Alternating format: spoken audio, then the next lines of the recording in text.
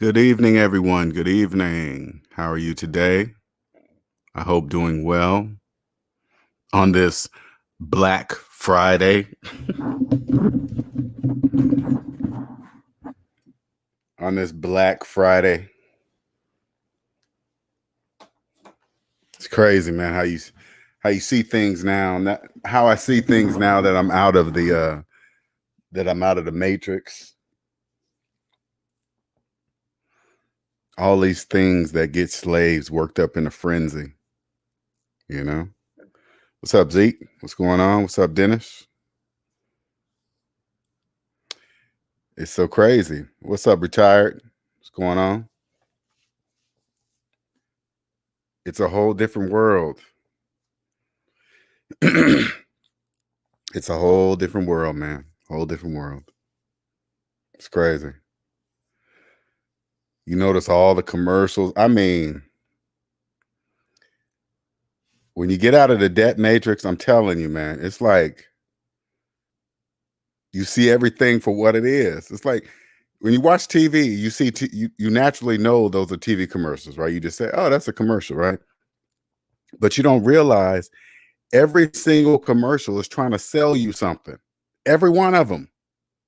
And they're spending a lot of money doing it to put it in your face. It's crazy. That's why this is why I couldn't. I after I was it was the weirdest feeling. As I was getting out of debt, it was getting harder and harder for me to watch TV. And I never could understand that. I was like, damn, man, I just cannot stand watching TV. It just irritates me, right? Now I know why. Because of the commercials. I mean, you guys got to understand something. TV, when you watch YouTube, you listen to your streaming radio, and it comes in, a commercial comes in. Every commercial is coming in to sell you something. That's how much slaves are being sold to every single day. All right, let me introduce myself. My name is LJ Young, and I'm a 100% debt-free motivational speaker and personal finance educator.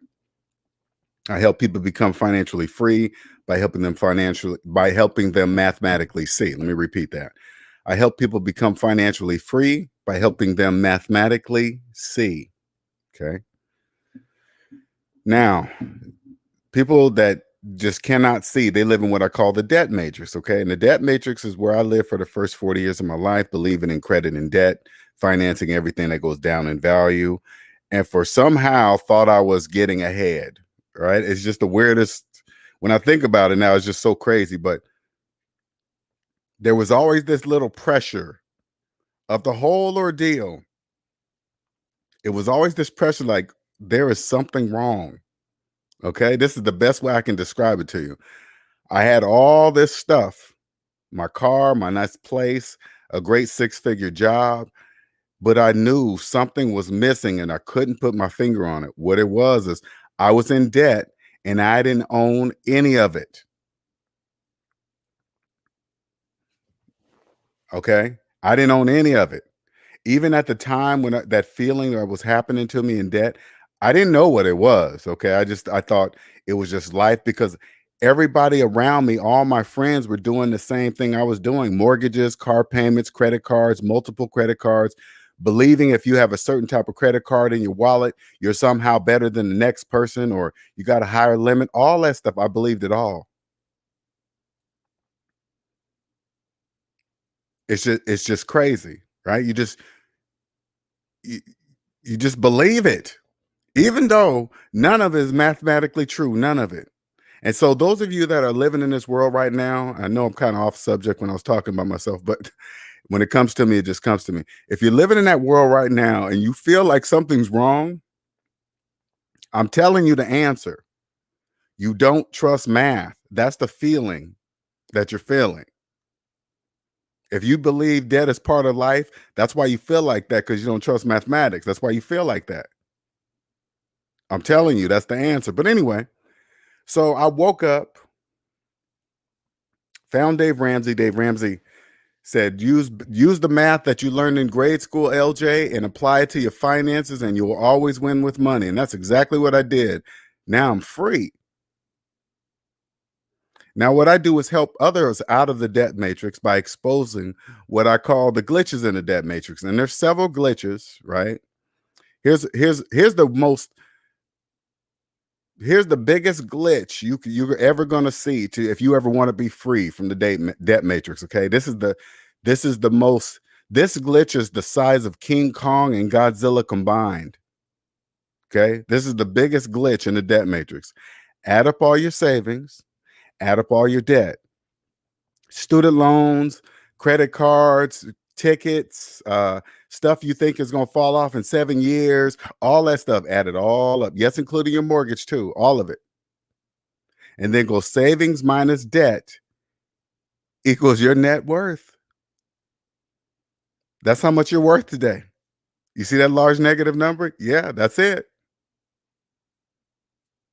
Now, all you got to do here, this is why it's the biggest, right? This is why it's the biggest glitch in the debt matrix. All you got to do is believe the math that is in front of you. All you have to do is now listen to what I'm saying so you can understand something. All you have to do is believe all of the numbers that you put in your own calculator yourself. Like don't let anybody else do it. You do it for yourself. And then you add it up and then you're going to see a very large negative number. Now all you got to do is believe it. Now the glitch is this. You're going to look at this large negative number, right? And you're going to ask yourself, how come I don't believe it?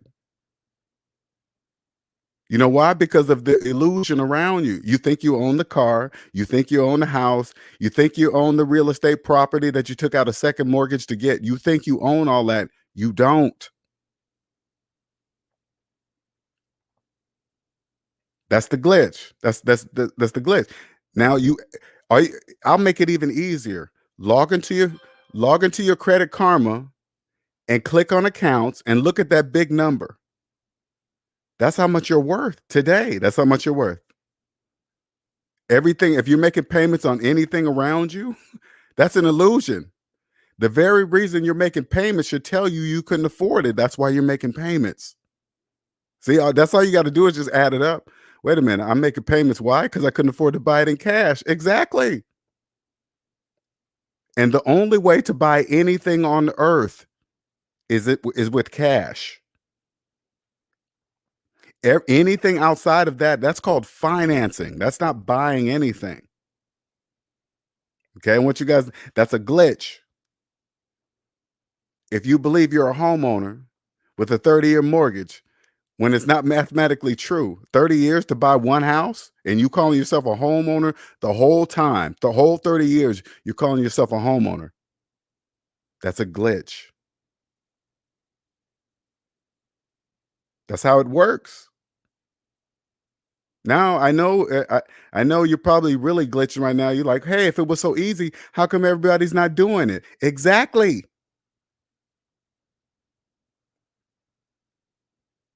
That's why you're glitching. Like, hey, if it's that simple and it's grade school math, how come everybody's not doing it?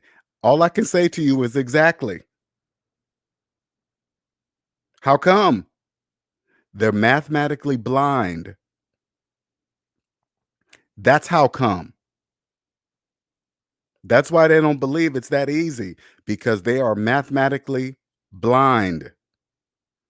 This is why I can say this out in the open, in public, in front of everybody. They can't even hear me or see me what I'm saying. You guys think I'm bullshitting. I'm telling you the truth. They cannot even hear me.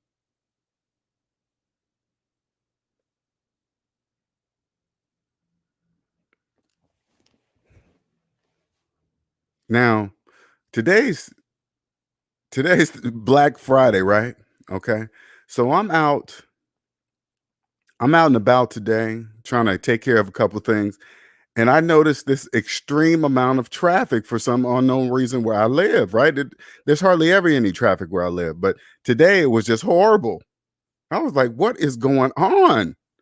Because you got to remember, once you get out of debt, you don't follow Black Friday, Christmas, extra Christmas holiday. Hey, you get Thursday and Friday off because since Thanksgiving fell on the Thursday, you get Friday, and then you get the whole weekend. You don't pay attention to any of that anymore. It's all of it's irrelevant. It doesn't make any difference what day it is. Anyway, I realized it was Black Friday because it's the day after Christmas. This is when slaves get worked up in a frenzy. Shout out to Zeke for the 9.99 super chat. Got to support my teacher, man. I've been listening to you all day. Then you go live. Perfect timing, G. You're welcome. I want you guys to all be winners, man. All of you guys. It's really that easy. All you gotta do is trust math. I know it sounds like a guru at first, right? It sounds like, oh my God, this dude knows all this. And then when you cross over, you can be like, wait a minute. LJ's just talking basic math that we learned in grade school. Yeah, that's it. I've been telling you that since day one. I'm not doing anything fancy. Well, anyway, the slaves they get worked up in a frenzy. I mean, places are just packed. The roads are packed. Now listen, we are in one of the worst economic times in history.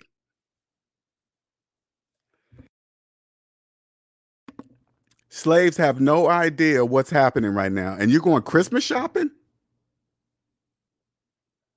Catching sales? Don't miss the sale. Slaves are absolutely insane. There are millions of people out of work. Millions. And they still can't miss a sale. Do you guys see this? You see how much money's out here? That's how much money's out here. A killer virus that's crashing the economy, and they're still Christmas shopping, and they still believe they're getting sales. They have no idea what time we're in right now. They have not a clue. But on the same note, it must be that way. They must be like that. Do you see that? You see them shopping like if nothing's wrong, even though it's the worst time in economic history right now, and they're shopping. But they must continue to do that. That's how you keep them going. It's like you ever see those you ever see those videos that like some old dude takes a turkey and then he throws it into a pool of piranha? Right? And they just tear that turkey up in the water. I know a lot of people seen this video, right? They just shred it to bones. That's what Black Friday is to slaves. Imagine Black Friday as a big ass turkey, and then the day after Thanksgiving, hey, isn't that a coincidental? You know, they take right after Thanksgiving, they have some turkeys left over, and then it's right Black Friday up, and they just throw it in the water, and the slaves just eat it up, just like piranha.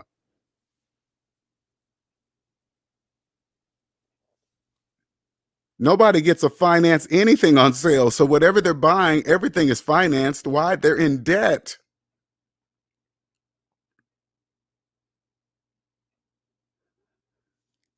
If you log into your Credit Karma, now listen, and maybe you guys are listening right now that are shopping in Black Friday and all this stuff right now. I'm gonna show you something, okay? Log into your Credit Karma and click on accounts. Look at that large negative number. That's how much money you have for Black Friday right there. That's how much money you have to shop with.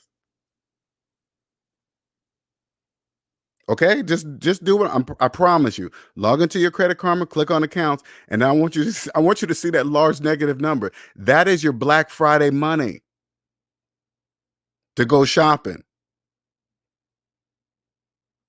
Now, if you don't believe that number that they're showing you, and you go Black Friday shopping anyway, you're financing it because I just showed you you have no money to do anything.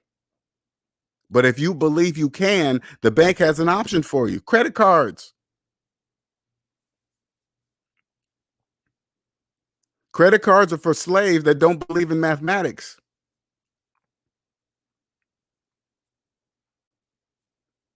You guys don't even now. I'm a For you slaves that are listening. I'm gonna give you the biggest glitch that you're gonna ever see or hear in your life, and I'm gonna show you. Okay, I'm gonna show you. Log to your Credit Karma and see that amount. That's how much you're worth. That's how much money you have. So even the money in your pocket, it doesn't exist. And I'm gonna show you. And all you got to do is believe it. Okay. Now you log into your Credit Karma, see that large negative number, okay? Just do this. When you take a moment, just do it, right? And then I want you to pull out the amount of money that you have in your pocket. It don't matter if it's $5 to $10,000. It doesn't matter. Okay? Pull it out of your pocket. And then this is what I want you to do. I want you to say the amount of money in your hand. So say like you pulled out $100 out of your pocket, okay? And this is what I want you to do. I want you to look at that cash that's in your hand. Then I want you to go, say like it was 100. 100 minus the amount of debt I saw when I logged into my Credit Karma equals how much money I really have in my hand. Now I'm gonna say that one more time. Say like it was $100 that you pulled out of your pocket, right? So I want you to go $100 minus the total amount that you saw on your Credit Karma equals the amount of money you really have in your hand. Okay? So here's the glitch. Either you're going to believe mathematics, or either you're going to trust mathematics or believe your lying eyes. Okay? If you believe mathematics, you will understand that the money that you're physically holding in your hand, that you can smell and throw and ball up and burn, it doesn't even exist for you. You see what I'm saying? So, not sorry, meant to put that on. Sorry about that. Not even for you.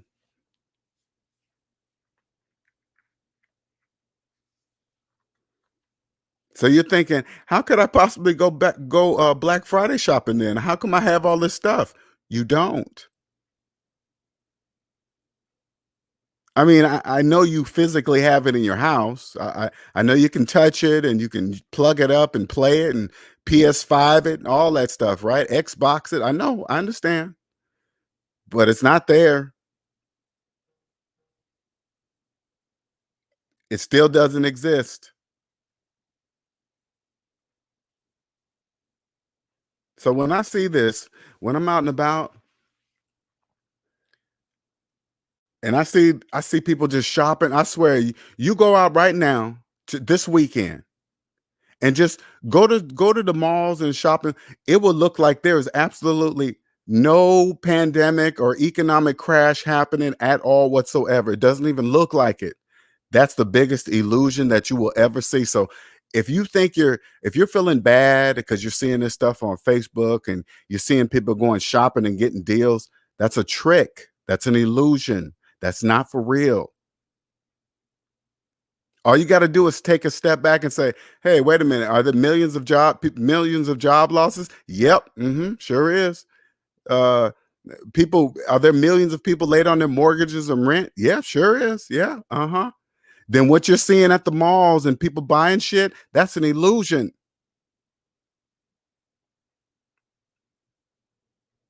They're only tricking themselves and other slaves. The slaves don't know that they're only fooling other slaves. You slaves don't fool us. We can see you. We see exactly what you do, what you're saying, what you think you're doing.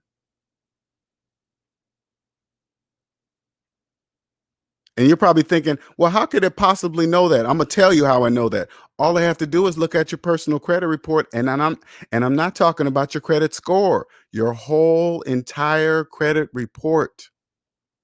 The only number I'm looking for, so you guys understand, I'm not looking for your credit score. I'm looking for your debt number. So while slaves are walking around bragging about their credit score, I don't give a shit about that. What's your total debt number? That's the number I'm looking for. And if you turn to me and say you don't know, you've told me everything I need to know about you and your finances. If you turn to me and you say you don't know how much debt you're in, you are a slave. Only slaves don't know how much it costs for their freedom. When you log into your Credit Karma and you click on accounts and you see that number, that is the cost of your slave papers. You think that number has anything to do with color? Sure doesn't. Not at all. Nothing. You better stop thinking that. That is the cost of your slave papers. That number right there, good old Credit Karma is telling you exactly what you need to do right there.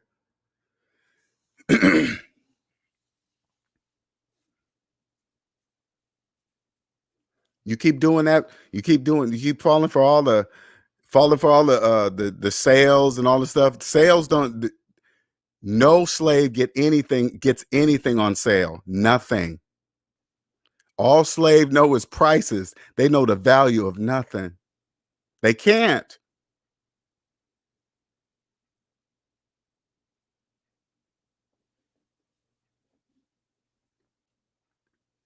So if you're one of these people that are in the house feeling bad and down on yourself because it looks like everybody's living life and you're feeling like you're the only one that's doing bad or did bad with their money or made the mistake financially, don't that's an illusion. It's because you're looking at it wrong. Does $1.7 trillion in student loan debt sound does that sound like the majority of people are doing it right? That doesn't see, you're looking at the numbers wrong because you're in it. All you got to do is step outside of it. Trillions of dollars in car loan debt. Does that sound like millions of people that are doing it right? All those people are they're financing something that goes down in value. A car goes down in value, period. Everybody knows that. Then they're going to finance it on top of that. Only slaves do that. Trillions of dollars in mortgage debt, trillions of dollars in credit card debt, trillions. Does that sound like a lot of people are doing money right? The answer is no.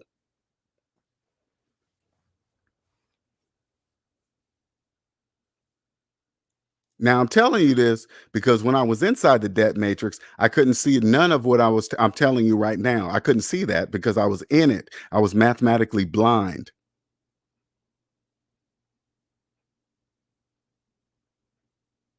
You see these people shopping like jobs are going to come back. Let me tell you guys something. Those days of jobs like that are over. The board is being cleared. I hope you guys see that. The board is being cleared. We are moving into the land of delivery. People don't have to go anywhere to get anything. They could just stay at home. You guys don't even see where it's going. Economy gets shut down. Businesses had to scramble the hell out of things to get people to work home. Now the businesses, they realize they don't need a building. Everybody can stay at home, turn them into 1099 where they can pay for their own electricity, food, safety measures, all that is on them now.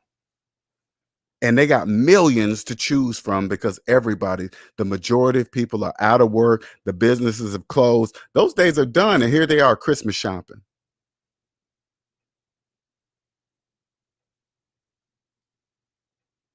Black Friday shopping. Absolutely insane. PS5 selling out, Air Force One's shoes selling out. What? Now on the flip side, I'm telling you something. Don't make it seem like I'm calling the big corporations bad and they're evil. I'm not saying any of that. This is business. My feelings have absolutely nothing to do with it. Nothing. Evolution is here. Nobody stops evolution. Nobody. Oh man, it used to be this way and it worked this way for yeah. It's called evolution. It's time. It changes. If you don't change with it, you're gonna get rolled over. You think you're gonna stop it? No, nothing stops evolution.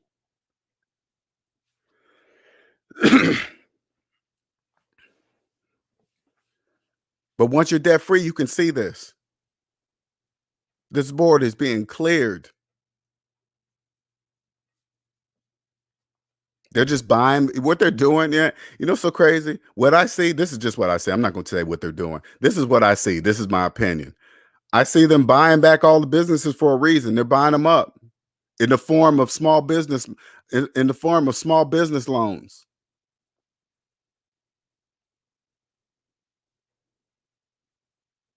If you've been in business for many, many years and this shutdown happened, now you begging for some money to stay in business, that's a problem.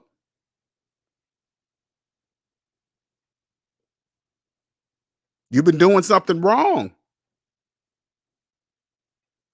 Begging for money. Hey, please, please, please. And they already know you're in debt. Why? Because you're begging for the money. Business is shut down. Even if you get the small business loan, what you going to do? You can't open up. Everything's shut down. What are you going to do with it? You're going to spend it. You're going to spend it on what it's not purposed for. And then guess what? You're going to lose. You're going to lose the money because you're not even going to be able to pay it back. And guess what? Your business is gone.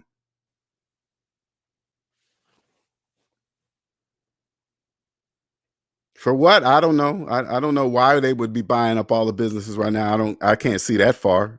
Nor do I care. It's evolution. They're doing something. And people are Black Friday shopping. That's insanity. Obesity is about to go through the fucking roof. Right now is the best time to get into health and fitness and whatever, because people, remember, you got to remember, people that were used to getting up, getting out of bed, getting dressed, getting their car, walk to the bus stop, that was probably their only form of exercise. Walking up and down the stairs at the office because they had to go there. Now they're going to be working from home. They won't even have to go. Put it this way. When they was working, they didn't have time to cook right for themselves. Okay. They didn't even have time to cook for themselves. Right. They're going to work more hours being at home because they're going to say to themselves, oh, at least I'm not in traffic. At least I'm not. They'll make up some reason. And then they'll still pay them 8 hours, but those people will work even more hours for free as they did at work. They still won't have time to cook. So guess what they're going to be doing? Ordering delivery all the time. Obesity is about to go through the roof.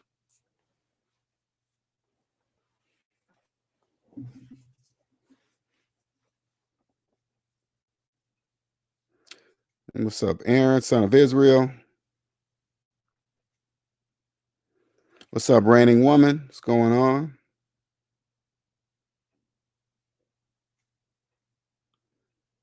I gained weight when I started watching the Food Network, right?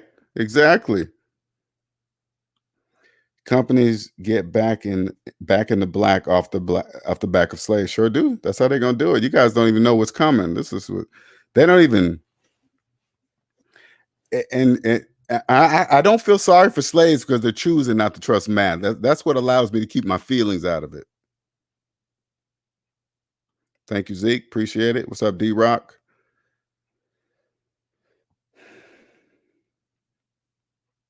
He said, I figured that out early. I didn't. It took me a minute. So would you borrow $100,000 from a bank to purchase a home valued at 400,000? So would you borrow $100,000 from the bank to purchase a home at 400,000? Okay, I'm gonna let you hear what you're saying, Justin. If the house is 400,000 and you had to borrow 100,000, that means you have no money to purchase the house. There's only one way to purchase a house. You would have to have $400,000. Period. Okay? So you have no money. So it's put it this way, Justin. If you add up all your savings and add up all your debt, savings minus debt equals how much money you have for a house. If you're in the negative, don't worry about a $400,000 house. You're in the negative, so it doesn't matter. But what you're saying is borrow money to go into deeper in debt because I had no money in the beginning. So that scenario, and trust me, Justin, I know why you're saying what you're saying. All slaves say stuff like that. Hey, what if the house is worth 4 and you can get borrow 100 to get in it? It doesn't even make any sense. They're getting a mortgage. The reason why they're getting a mortgage because they couldn't afford the house. But slaves think they're winning if they do a scenario like what you're saying. That doesn't even make any sense.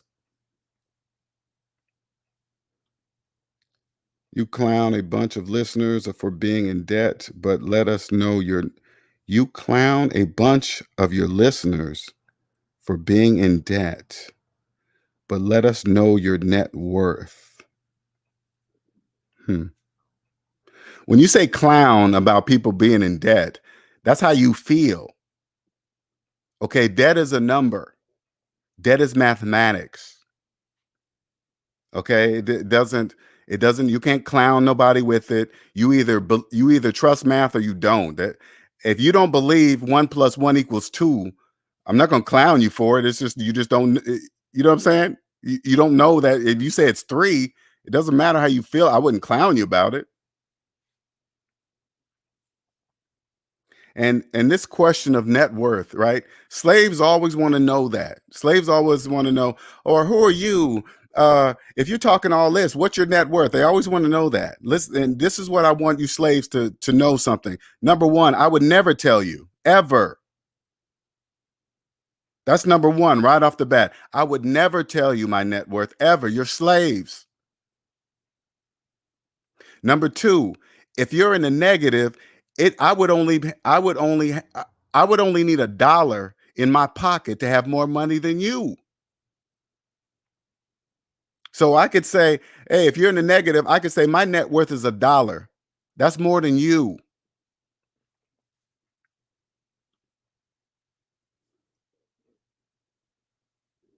Slave Friday.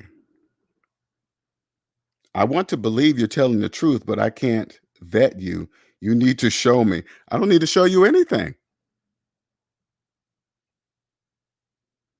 I don't need you to believe anything, Justin. All you need to believe, don't even believe me. All you got to do is believe math. Okay? Just believe mathematics. I don't have to prove anything to you. I'm always right. I'm proving it to you with mathematics, okay? And that's all I need to do. See how see how people think that? People think that, "Oh man, I'm not going to believe you until I don't care what you believe. It doesn't matter what you believe. You either choose to believe math or you don't. I don't care if you don't. It doesn't bother. If you don't believe math, it doesn't matter to me that you don't believe mathematics. I don't prove anything to slaves. I want to make sure that's clear. I don't prove anything to slaves. Right? Air Force One sold out. Holly says when the new year comes around, they all say it's going to take me all year to pay some of these credit. They all say that credit cards off. They always say that. They always say that out loud in public. Oh man, you know how long I'm be paying on this Christmas? Oh man, I know, slave. What's up, Tom Petty? What's going on? Hey, S&B fam. Hope everybody had a good turkey day. And unless you're out of the debt matrix, I hope you aren't partaking in Black Friday. But the way it looks outside, I never understood how small business owners be complaining about how they need money to help their business. I know. But this is what you guys don't really understand. A lot of people don't understand this, right? If you want to know if a business owner is doing good at their business, all you got to do is look at their personal credit report. It will tell you. Their personal credit report will tell you if they're good at their business. If they're doing financially well or whatever, look at the personal credit report. It will tell you. I got some glasses this Black Friday. That's it. So I can see through the BS. I like that. I like that. Tom says, it truly is. I randomly do DoorDash, and the amount of orders is insane. People are sitting in the on tear ass and stuffing the face. Sure is. It's gonna get worse. It's gonna get worse. Thank you, James. Appreciate it.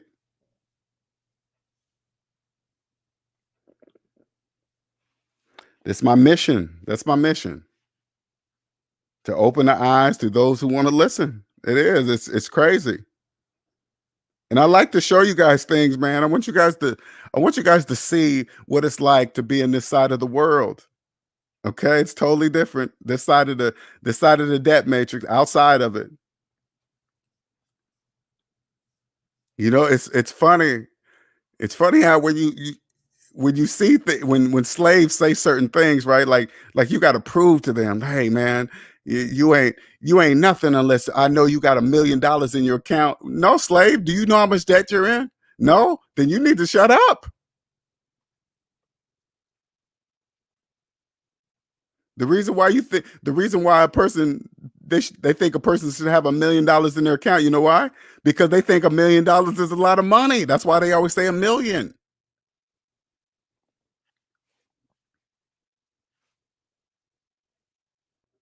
Don't you see Jeff Bezos? He's clearly showing you that that's not true. $1 million is a lot of money. Jeff Bezos is showing you this.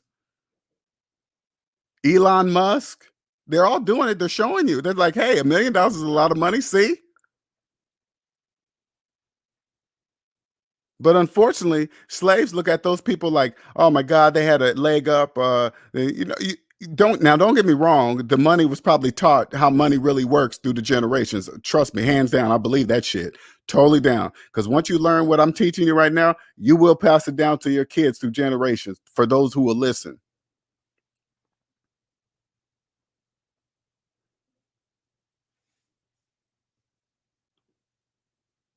Holly says there's no mathematical equation for emotions. Trust the math. Sure ain't.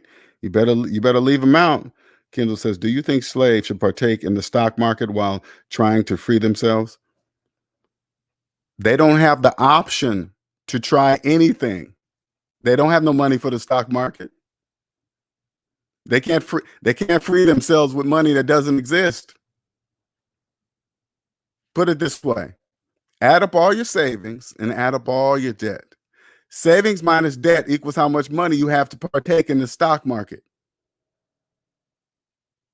That's how much money you have. Log into your Credit Karma, click on accounts, and that's how much money you have to partake in the stock market. Now, if you don't believe it, the bank has an option for you. The bank always has an option for you. If you don't have money, if you don't have the cash, if you don't have the money to buy a house in cash, the bank has an option for you.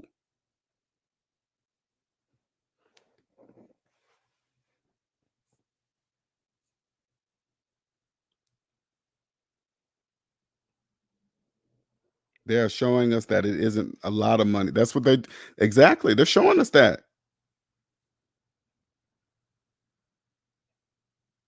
They're showing us it's not a lot of money at all. They're doing it right in your face. And people look at Jeff Bezos like he's a freaking alien. He's just a person. He's pretty much showing you that he knows something that you don't know. That's it. It's nothing special. It's not a gift. It's just hey, he could just tell you, "Hey, Jeff, what do you know? That you obviously know something. What is it?"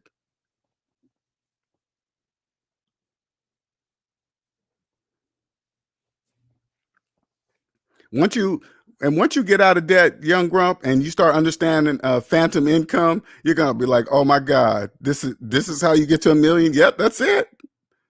That's it. Then it says stock market is kind of savings. Just know you better sell those stocks when it when if that's in your SMD. All I'm saying is this: if you are in the negative in your finances, you cannot play the stock market because you have no money.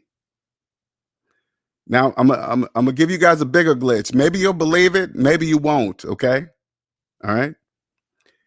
85% of Americans are in debt. It's probably higher than that. It's probably 90%. I think it's higher. Imagine now that means those people are below zero in the negative. Okay, listen. What's the percentage of those people that are living in debt investing in the stock market with money that doesn't even exist? So if they literally have no money to invest in the stock market, whose money do you think they're investing in? They're indirectly investing for the banks and they don't even know it. And they believe they're earning interest. They believe their stock is splitting. They believe since they've been into, they got in early to the stock, it's splitting and it's doubling money. No, it's not. It doesn't even exist. None of it. And they're paying listen, they're paying taxes on money that doesn't even exist. Money that they're borrowing, they're paying taxes on it.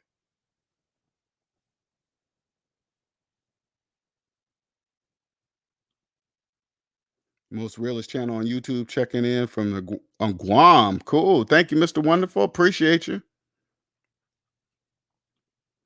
Once you get there, young grump, you're gonna be like, oh damn. Oh yeah, that was my midterm. Oh yeah. You're gonna be like, that's nothing. And remember, when you come up, you can't be telling slaves, you can't tell them. Don't prove to them. You say your net worth is this.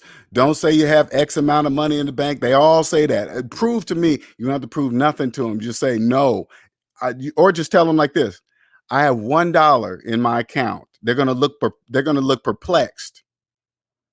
And then you say you're in debt. All I need is $1 to have a net worth more than you.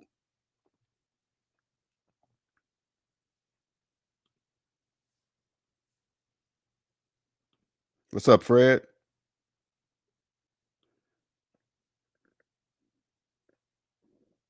It's a whole new world, man. You can look at it totally. I'm trying to explain it to most of you guys. Some of you guys get it, like what I just said. How many the percentage of those people are investing in the stock market and money doesn't exist? That's probably way over your head. But all you got to do is just follow the math. I'm not doing anything fancy. You're like, damn, well, okay, well, all right, yeah, they're doing it for the banks. They don't even know it. Don't even know it.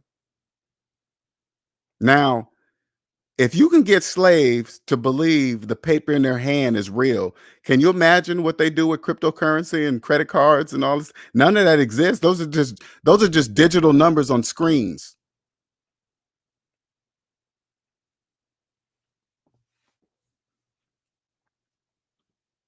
How can people think they can flip money while in debt? Exactly. They can't. That breaks all the laws of mathematics, all of them. Oh, I'm gonna flip this house. From what money?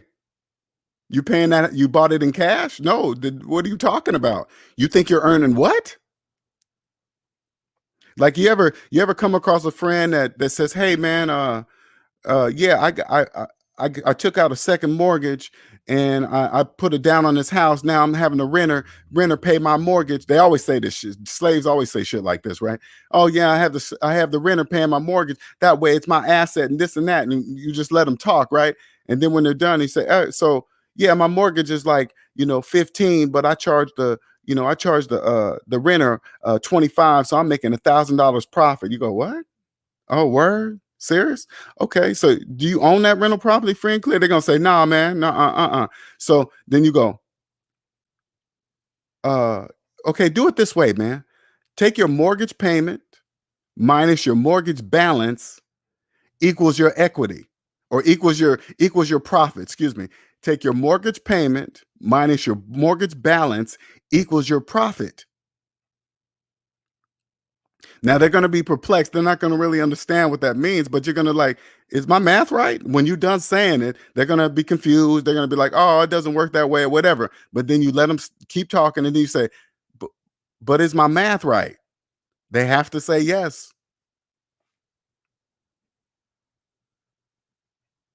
They have to say yes.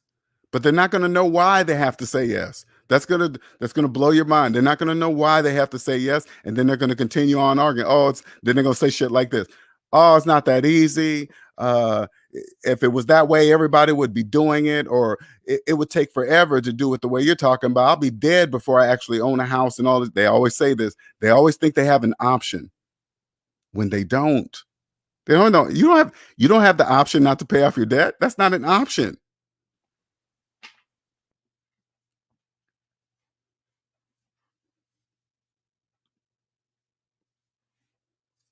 And you see all these people, man, on Black Friday, man, you guys are, oh my God, I mean, slaves in a frenzy. I gotta hurry up and get off that road. I don't like all that. I don't like all that frenzy. They got this look in their eye, like they're always in a hurry. They're about to miss something. They're not missing anything. They're just been told to they just been told to be like that.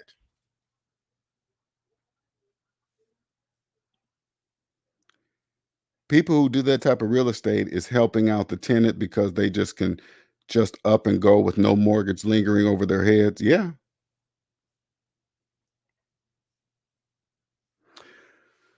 You hear like when you hear that person take out a second mortgage, it's like it- you can't tell a slave like, okay, because they always do that. They'll take out a second mortgage and then go buy a rental property and think they're making a profit. It's just the craziest crazy. But you can't go up to a slave and say, hey, wait a minute, man. You had to take out your first mortgage because you couldn't buy your house in cash, right? You do know that, right? That's why you have a mortgage. Okay. And then you take out a second, two mortgages. Listen, a first and a second on one house. Slaves say it like it's nothing. They have no problem telling you they got a first and second on one house. They take out a second mortgage and then take that money and then go put a down payment on a third mortgage for the rental property. And then they think they're making a profit. They believe they're making a profit. They got three mortgages and they believe they're making a profit. Slaves don't know they're renting from the bank. They have no idea. They're so quick to tell other people, "Hey man, stop throwing away your money on rent." You got to turn to them and say, "Do you have a mortgage?" They say, "Yes." What are you talking about? You have a landlord too. Your landlord's the bank. They really think, "Oh man, but with rent, man, at the end, you get at least you get some equity and stuff." And that's not none of that is true. None of Absolutely none of that is true if you have a mortgage. None of it. What's up, Dave?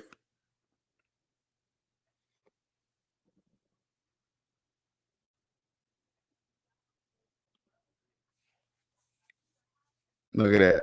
Hell yeah. They don't want to get closed down. Walmart don't want to get closed down.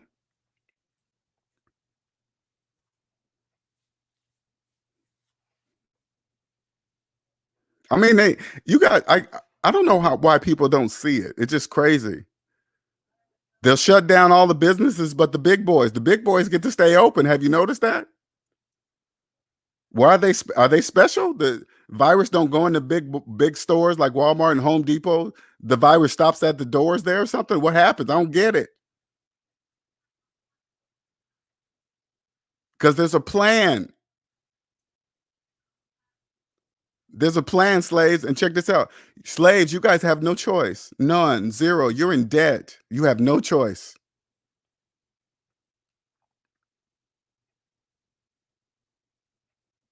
Can you imagine they just do Black Fridays and they just sit back and see what people do and they frenzy? That means the plan's still working. They're in the middle of a pandemic. They just keep slaves busy with Black Fridays, the debates, and all this other stuff. Just keep their brains busy on multiple things that they cannot possibly keep up with it. And then on top of it, Black Friday, and then at the same time, they're going to be worrying about how they're going to pay back all this money because they ain't got no job. They're not getting those kind of hours anymore. Shit is shutting down right now. They're starting to shut shit down again, and people are going to Black Friday. That is absolutely financial suicide.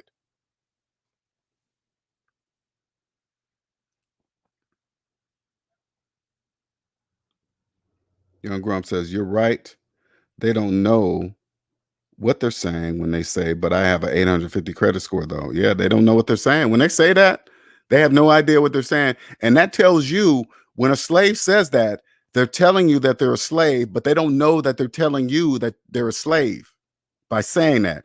Oh, my credit score is this. That we know that has absolutely nothing to do with anything. But if they respond like that, they're a slave because only slaves respond like that. They don't know that. Your landlord is the bank, slave. Sure is. Holly says, just watch how many fights break out on Black Friday, slave. WWE. Ain't that crazy?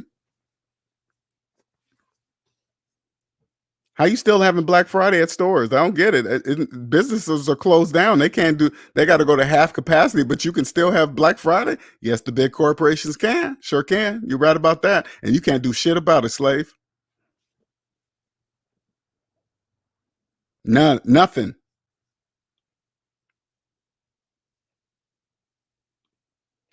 And I like to reiterate this because I want you guys to understand something. I don't do a lot of cursing on my show. But when I do, it's to highlight something. When I say something, it's to make sure that point is driven home. It's like, wait a minute, he's cussing at a certain part in this sentence. That must be pretty something important that he's talking about. Yes, it is.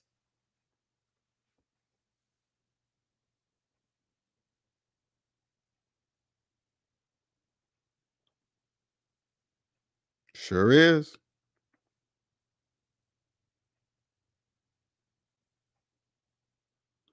Drug hour says, my dad got a mortgage on a house and he said he's trying to pass it down to me. What should I do? He can't pass a house down to you with a mortgage. He's going to pass a mortgage down to you. First, you need to figure out what type of mortgage he has right now. Hey, Dad, what kind of mortgage you got? If it's a subprime mortgage, you better not take that. But it counts on what's the remaining balance. There's a lot of factors in there, okay? But what I'm saying is this: if it's a subprime mortgage, that's a problem. You either have some money or you qualify for the best mortgage in the United States of America to refinance it. Drug hours, if you can afford it. Once he passes to you, once he passes to you, pay that shit off. Yeah. Live says, don't forget about Cyber Monday. Cyber Monday is for slaves that are practicing social distancing. Cyber Monday. Oh, ooh, he got a 25-year. What year is he in?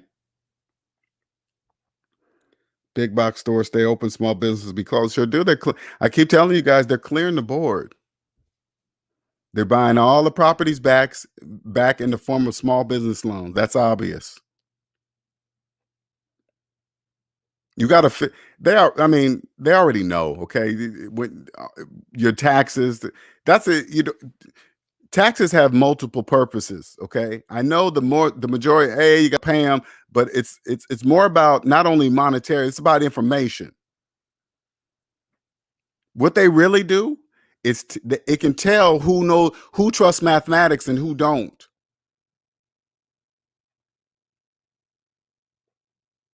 And it's obvious. It's obvious who trusts when it comes to taxes and anything to do with numbers. It's obvious that it's obvious who trusts mathematics and who don't.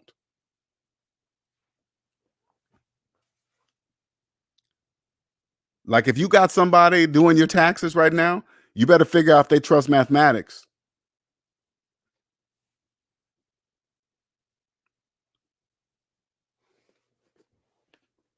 I don't know why. I don't know why. Thank you, Nick. For shout out to Nick for a 999 super chat. Thank you, sir. Turn up LJ. Thank you. Thank you. Thank you.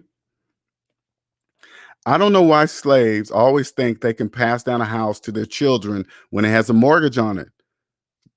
The bank doesn't care who you can't pass down the bank's house to who you choose. You don't own it.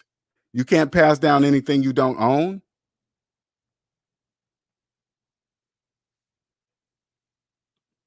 Carlos says employers should let us borrow them our wages and pay us back later with interest.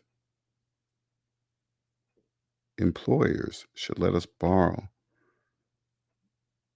them, lend them our wages so they pay us. I'm not sure what you're talking about right there, Carlos. Borrow them.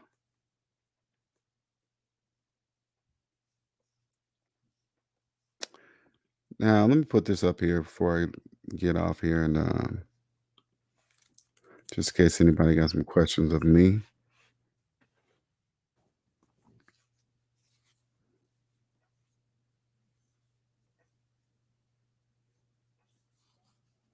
Anybody got any questions? Let me put that down there just in case you want to do a consultation right there. SavingsMinusDebt.com. You go right there to my website.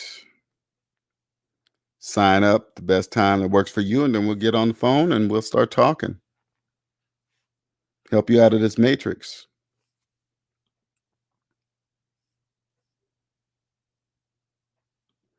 In 2 year. I'm already debt free as as a 20-year-old. I don't want to be in no debt.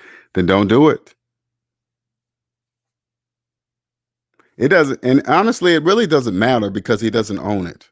So it doesn't matter. You would have to qualify for the mortgage, and you're not going to qualify. You're way too young. They're not going to qualify you for the mortgage. So don't even worry about it. It doesn't really. It's not even an option, really.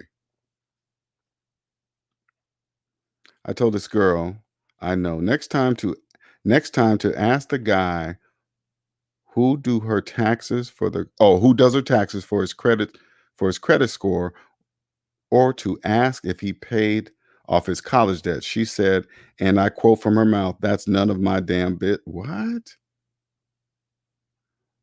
Wow. She said, "That's none of my damn business." Wow. They don't even want to ask.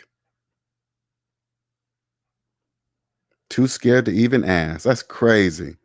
You guys, when you go have somebody do your taxes, and they do your taxes because they can get the most money back for you, you have no idea who's doing your taxes. You guys have no idea who's doing your taxes. Akun says some parents unknowingly put their children into slavery. That's true. This is a program. This is clearly a program. Okay, when you step outside, it's clearly a program. This is the. It has nothing to do with love. It doesn't have anything to do with your parents shoulda, coulda, woulda, should have known. It doesn't matter. It doesn't even matter. It's a program. The majority must be this way, okay? The majority must be, get into a frenzy when Black Friday come around.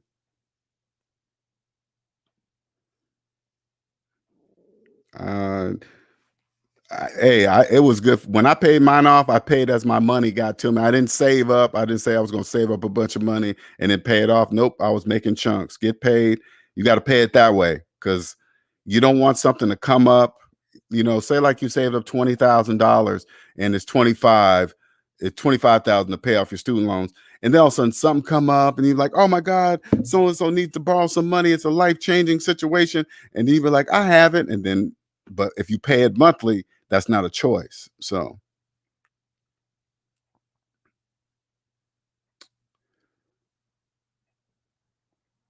no, I go out and eat.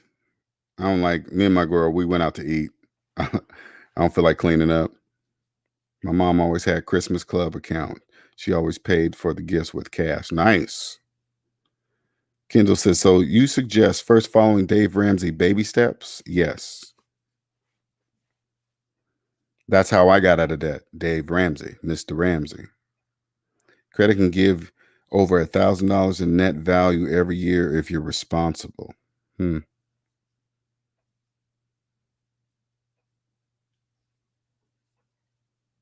Carlos says they should call it Red Friday, the amount of people who go into debt.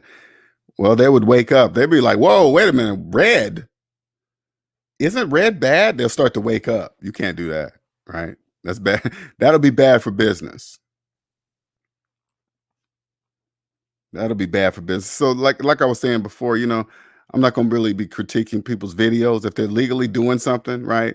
Even though some of them be full of shit, but if it's legal what they're saying and doing, I'm not gonna be messing with anybody's food. You know what I'm saying? I'm not gonna do that.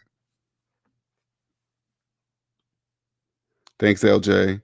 I need to get my freedom papers. I'm going to keep grinding to get out of debt. You got it, man. Ain't no choice. People that like if you go up to a slave and say, "Hey, man, log into your Credit Karma.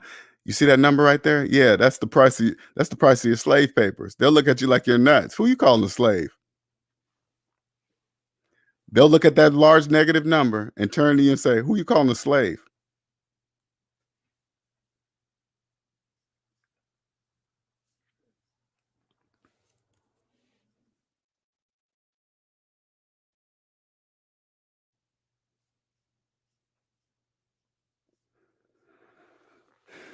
Okay, I put that link in there just in case you guys want to jump up here and ask me a question. You got some new. I can see some new people in here. Don't be shy. You can I want to help everybody, but only those that are ready to hear it. All right. This channel is unlike any other channel on YouTube. I promise you that. Everything I'm saying, I can prove to be true. So if that's the case, that means I'm never wrong financially, mathematically. It'll just be hard for you to get it because believing what I'm telling you would mean that you would have to unlearn everything you've learned in your life financially. You have to unlearn it.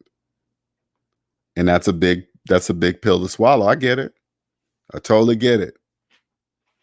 But that's what I had to do. What's up, Herb? What's going on? Can you hear Hey, me? LJ.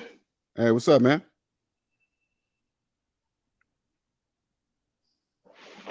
LJ, can you hear me? I can hear you.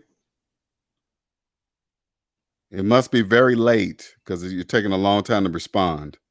Hello?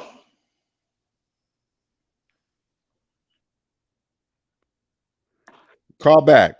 See if we can.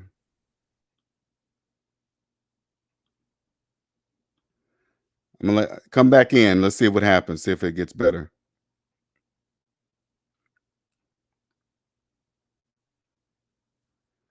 But if you have any questions of me, of you can ask me some questions of what's going on in the economy. I could tell you that too.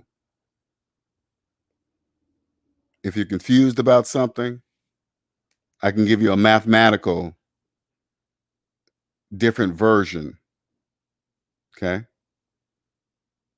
But I only deal with personal finances, nothing outside of you, only the business of you. Mathematical. What's up, son of Israel? What's going on? Hey, can you hear me good? I can. Ah, perfect, perfect. Well, first of all, thank you for having this show. I had it in the back of my mind. I'm like, I know LJ about to do a show about this. Looking at everything going on, I'm like, I know he's gonna do a show about this, so I came right on time. But my question for you, it's not really related to the Black Friday holiday, but it's related to something that you said in some past shows regarding about the rental or around the housing market. And my question for that is, since you're older gentlemen, so you've been through what happened in what was it, 08, 09? I'm not sure when the market crash or whatever it Yeah, it was, was but 08. Oh wait. um, how does that really affect those with rental property?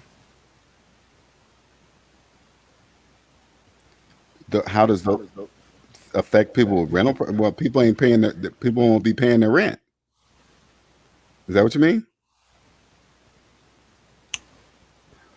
Uh, Sort of, because most people, if they have houses and the the value of the houses start to go down Mm-hmm. because of the availability of houses on the market.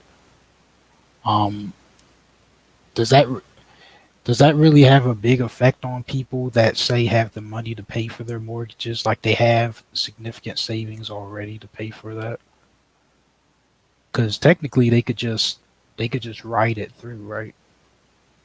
If they had money, Yes, like if you have, say you already have savings already, yeah. say you have, I don't know, 70, 80,000, Mm-hmm. and you've got a loan and it's not a big loan, um, and you're totally fine with, paying on the mortgage, Mm-hmm. but the value of your house has gone down because of the crash. Technically, you Mm-hmm. could just ride it through Mm-hmm. until like the market comes back up. Because I'm not sure. I'm trying to do some like a little bit of research, like how long did the crash actually last?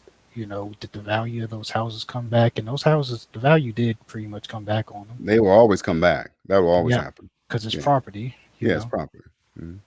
So technically, those who have rental property, if they have savings already, if they're not like paycheck to paycheck with it, Hmm.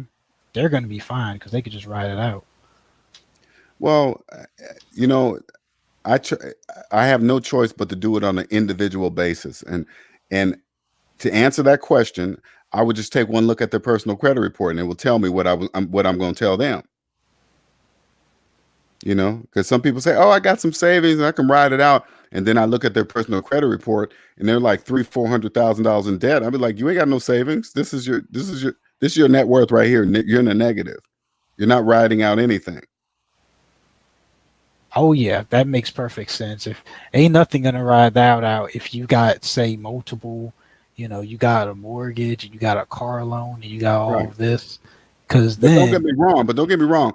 If but on the bank side, if the people believed that they really believed that they had $50,000-$60,000 saved in the bank and they wanted to use that to pay their mortgages, that's exactly what the bank wants them to believe, because the bank still be getting paid. So they might think they're riding it out, but they're really not. But that doesn't matter to the bank because the bank's making their money. right, because either way, the your value of your house might drop and you might be in and out with, if your tenants are able to pay it, but the No, bank the knows value of also. the house is irrelevant when you don't own it. Right, it's all about the payments Yeah, and so the bank still getting paid. when they say, "Oh, the value of my house is going to fall," I say, "Do you own it?" No, then why are you worried about it falling? That has nothing to do with you. That's very true. That's very true. Hmm. I might lose my, So, people say this all the time. I'm going to lose my house. I'm like, do you have a mortgage? Yeah, you're not losing anything. What are you talking about? right, you never owned it. You never owned it. Okay, I See, see. I make it. That's why I make it really simplified. I try to take all the complexity out because even the complexity, see how hard you're thinking about it? That's Hmm. part of the program to make you believe it's that complex. I see. I see. It's not Hmm. even. Yeah, it's not even that complex. It's really just pure numbers on the side of Yes. what are you paying, what are you getting in. Because you could have a friend right now that says, "Hey man, I got a good amount of savings that can ride out this economy. I can still make my payments." You don't know what he's saying unless you can see his personal credit report. You have no idea what he's telling you. He could even show you his bank statement with the amount of money in his savings, and you still don't know anything because he could be $400,000, $500,000 in debt, and 80,000 minus 500,000. That's deep negative. Oh, okay, okay. Hmm. And then I have just one more thing. Yeah, take your Uh, time, man. I love what I do. I was speaking to my mother recently because sort of like what was in the chat, what drug hours was speaking about when it comes to his dad Hmm. and getting a new mortgage. I was speaking to my mom about the mortgage that she has, and there's a lot of times where I want to be really blunt with her and I want to just Hmm. tell her exactly what it is. But Hmm. I still try to kind of lead her to the understanding. Hmm. She's not getting it though, because it's like, okay, she's still paying on the mortgage. And what even worse, what came about, she had a little bit of a medical emergency a year or so back. Hmm. And of course, she didn't have any like insurance. And so, Hmm. people just think that that a medical emergency happens, they fix you up, and, you know, they could just not pay it. Hmm. And so now with the house, she found out that there was a lien put on the house due to Hmm. medical bills. And so, For that hospital bill. yes, Oh, Jeez. And so it's rough because now I'm looking at it and Was her house paid basically, off? Her house must have been paid off then. nope, she still had a mortgage on it. And they still put a lien on it? Yep, and that's the Was it almost paid off? um. I didn't ask her how many years she had left on it, Okay. but I'm sure. Let me see. Three. All right, it's not a big I'm deal. I sure was she just probably had curious. 10 songs left, but yeah, basically she's got a lien on it now, and from the way that I look on it, like that's fully the bank's house now. Mm, Because if there's a lien on it, even if she paid it off, the lien is still there. yes. Hmm. But I'm not really sure. I'm just kind of now like learning about because I didn't even know that was the thing that could happen. Well, I didn't personally. I didn't know they could do on a house that's owned by the bank, but I'm assuming that there must have been some equity in it for them to even entertain that idea. Yep, and there was. Yeah, that's the only thing. Because I figure if she was upside down in a house, it would have been absolutely pointless for them to put a lien for that hospital bill on her house, right? It wouldn't have made any sense. But they obviously saw something that they could. Now they did. Right. Mm, And at first I was searching things online because whenever I find stuff out, I'm like, okay, let me search this, because I was like, that can't happen, can it? But apparently mm, with medical bills, yes, that can. I was like, oh. mm, Um, so what I'm wondering, and this is just me thinking forward, say, the time came when she was passed and that house, you know, because she still wants to pay off the mortgage, basically. Her plan that she's looking at is paying off the mortgage. mm. And what the lien means, they can't really take the house while she's living. She's an old lady. No, You she know? just when it's time to sell, they're asking for some peace, but for the piece of it, for whatever's left over, but after the bank gets their money that belongs to them, Right, whatever's left, they're just saying they're taking it. right. Hmm. And so she basically wants to pay the mortgage off and try to maybe rent some rooms in the house or something like that because at least from what I've read, isn't there something like where when it comes to Social Security, um, what is it? There's a certain amount over the amount that they get that's protected. So I Oh, I guess don't some know. I don't protect. know I don't know anything about something like that. that.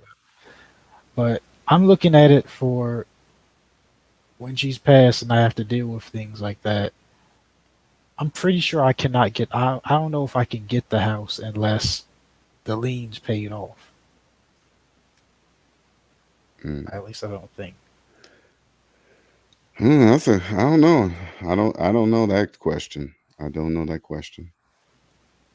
I'm Yeah, assuming that, and if she tries to sell it, the bank's gonna get their cut, and whatever's left over is gonna be on that hospital. They're gonna get their money. right. Because it's gonna be basically the same as how it is for a vehicle. The You same know, what? the same as how it is for a vehicle. Oh Like yeah, if they yeah. look up the title, it's going to show, hey, there's a lien on the house, so Right, right, that needs to be taken care of. right. Unless you do like the as is sale with the lien and everything or something like that. So Yeah, and that's crazy. Like kids waking up and then they're seeing what their parents, the shit that the parents in. Now the burden's on them because they know it's like now yeah, if you see your parents driving themselves in debt the whole time, at some point the burden's gonna be on you now because they ain't gonna have no money to take care of themselves.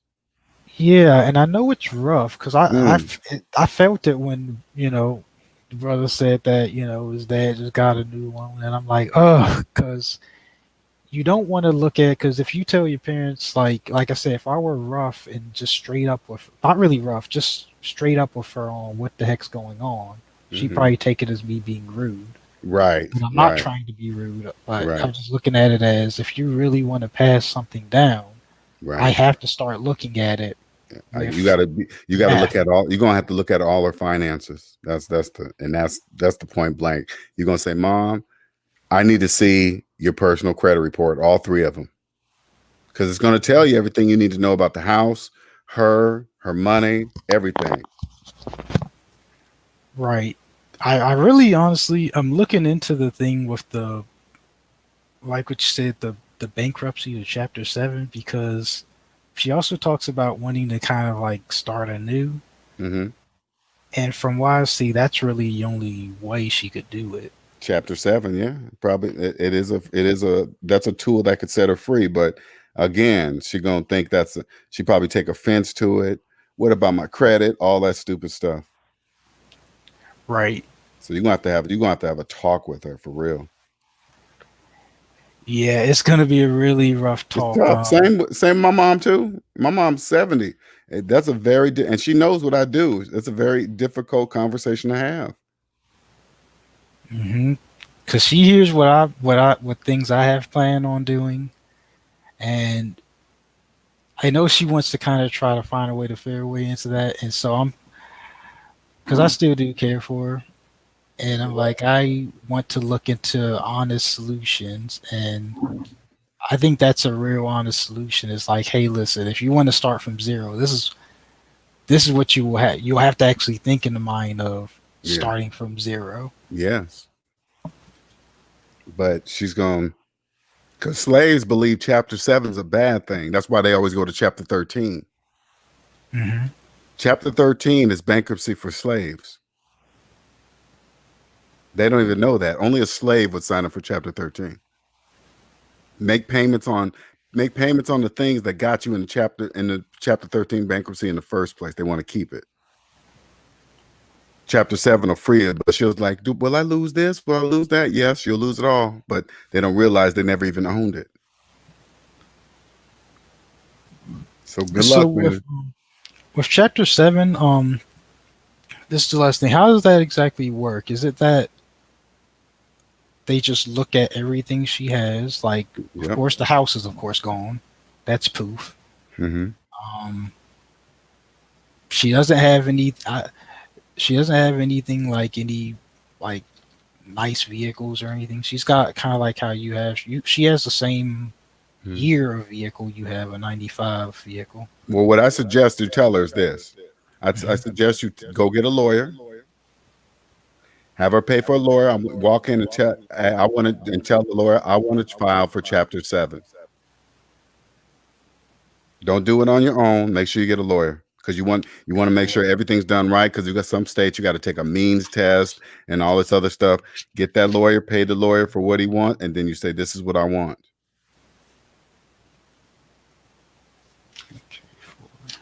Have the lawyer explain everything because things are different in different states, and I'm not a lawyer, but I just know what chapter 7 does. It'll free you.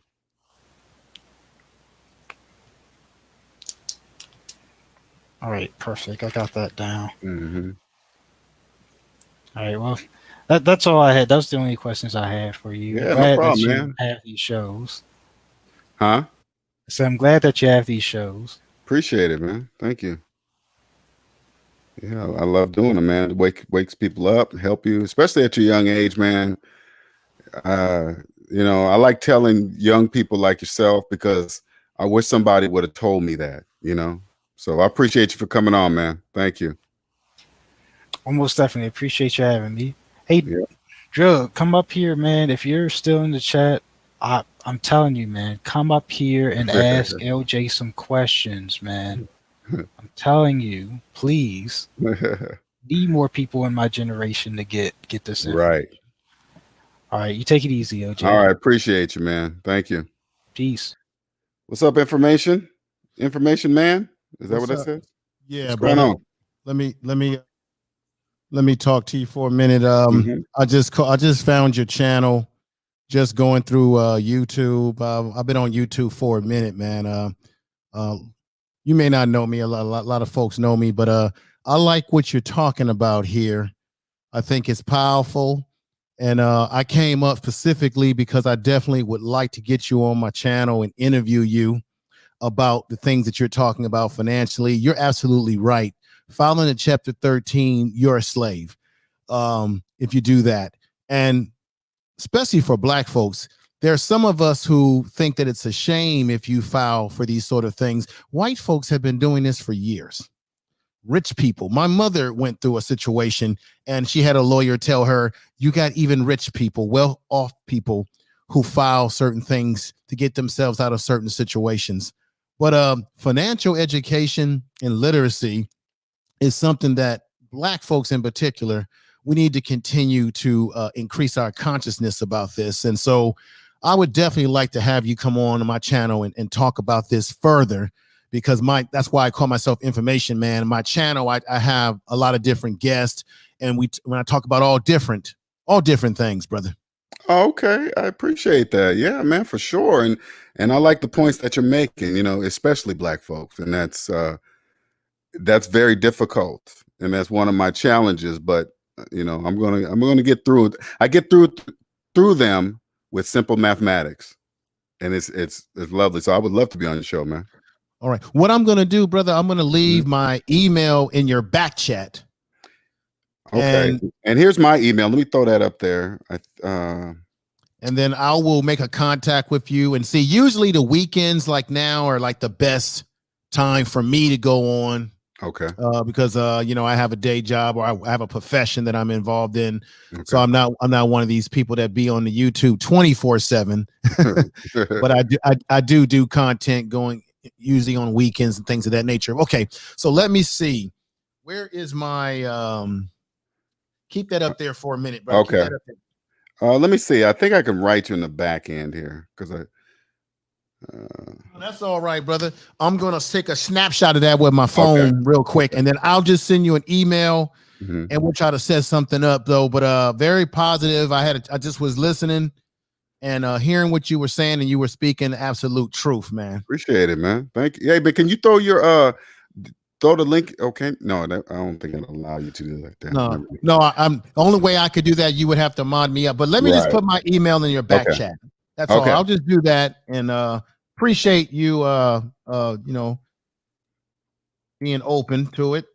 Yes, of course, man. That's why I thought if I do it a lot, I will reach the right people, and that's how it works. So yeah, and it definitely caught my attention, and I said, wait a minute. I just ended up having an interview with a sister today talking about social media and how to best level it up for yourself, and the do's and the do nots, and some of the things that is coming down the pipeline with YouTube in terms of their guidelines and their other policies that are going to be affecting people. And so I talk about a little bit of every different subject matter on my program, and I have guests like yourself. All right.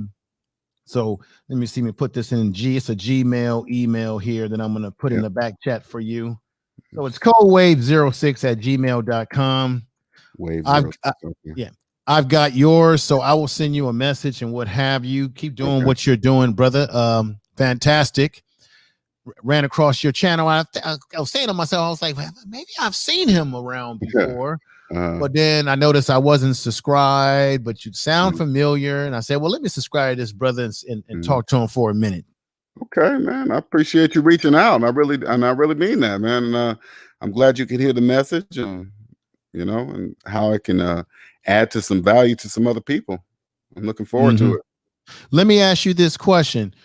Given everything that's going on politically in this country, socially, of course, economically, what do you believe or think or believe is going to be some of the biggest challenges that Black people are going to have to deal with?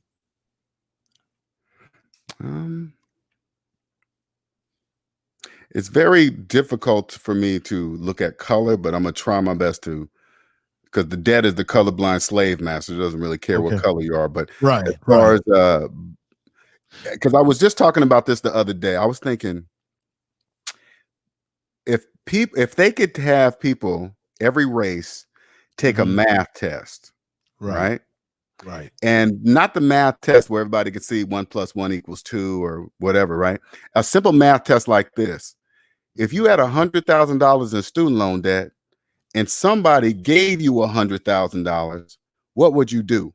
And then give the races, every race, that one question, right? And see which race will answer, hey, invest in this, because 100,000 minus 100,000 is zero. You can't do anything. It's zero. Right? You can't do anything, right? But see how many people think they can, right? So with black people, oh, go ahead. I'm sorry. No, I was gonna say, well, it sounds to me, brother, like what we really, the reason why I bring up black people specifically is because of the fact that we know that there's a big wealth gap, correct, that we have, and some of our spending habits, I'm generalizing here, some of our spending habits versus our investing habits is a little lopsided depending on those black men and women who are heavy into investing and building business, and they're out there. But when I look at the other side of our community, I think, like I said before, financial literacy is something that some of us are lacking. And I think that's because we need to change our mindset. You still there? Did I lose you? Yeah. Did you hear me? Yeah, I heard you. You said some mindset, something. I think one issue is around our mindset, in terms of how we deal with money. But go ahead, brother. I didn't mean to cut into you. No, and I'm listening to you, right? And what I know now, okay, so put it this way. Zero starts with you. Okay. So anybody giving me financial information, the first question I'm gonna ask is to see their personal credit report. I want to see if they're at zero as they're telling me this information. Because if they're not at zero, their whole financial life is a mathematical error. Wow. So it doesn't. So when somebody says, "Hey, you're throwing away your money on rent," because this happens a lot in the black areas. Hey, man, stop wasting your money on rent. You could own a home and blah blah blah. The first question I'm gonna ask anybody, tell me that. Do you have a mortgage? If they say yes, I'm saying that's why you telling me to get one, because you got one. You got your student loan debt? They say yes. I'm not taking financial advice from somebody that has student loans older than their children. I'm not taking advice from them for how to invest, what should I buy or whatever. That doesn't make any sense. And I think black people, they see stuff, but they don't know what they're looking at, because that's what happened to me. Can I use an example? Yeah. In some ways, because we sometimes become emotional, we get caught up in what we see.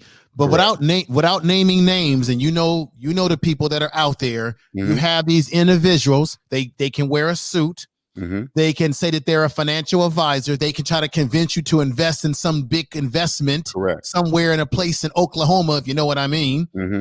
And they can talk all the slick stuff and get you all emotionally tied in, and you'll believe, without even getting receipts on them and seeing what their resume is, that they don't know what they're talking about. And you'll have people of our ilk who get caught up in that emotions of look and flash, and it will invest in something that this individual or individuals tell you.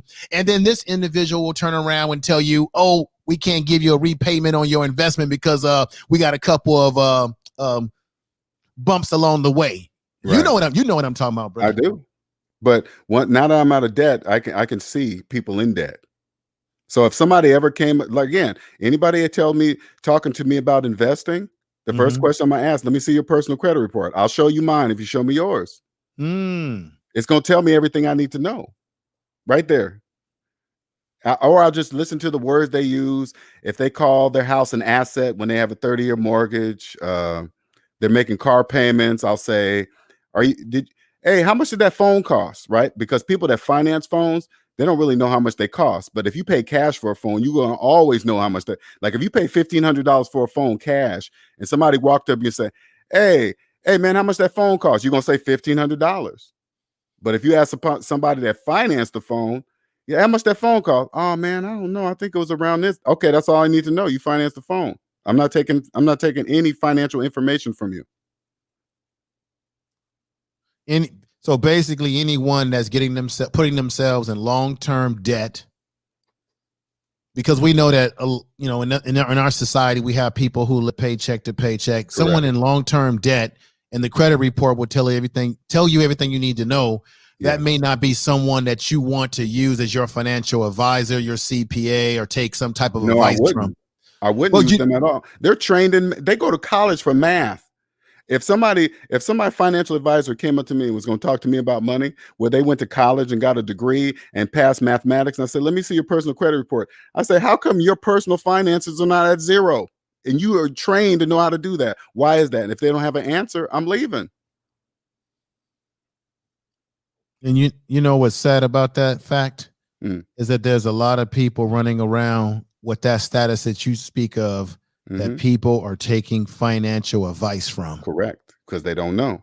The financial advisor probably don't know. He probably think it's normal. That's this crazy. is what if I could put this into the minds of Black people, we would change the game. The game would be changed. All you got to do is trust math. I'm not even saying anything fancy. I'm just taking the math that I learned in grade school and applied it to my finances. That's it.